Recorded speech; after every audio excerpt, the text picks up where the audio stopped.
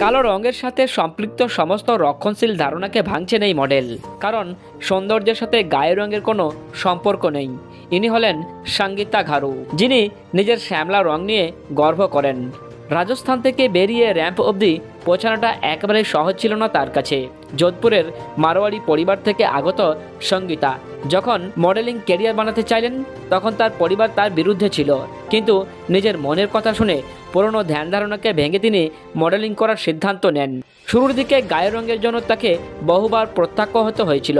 দেশের একটি বিখ্যাত ফ্যাশন শোতে তাকে র্যাম্পের হাঁটার সুযোগ শুধুমাত্র এই জন্যই দেওয়া হয়নি কারণ তার গায়ের রং কালো।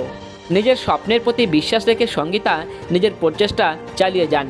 আজ সঙ্গীতা অনেক র্যাম্প ওয়াক করেছেন এবং 30টিরও বেশি ব্র্যান্ডের সঙ্গে যুক্ত আছেন।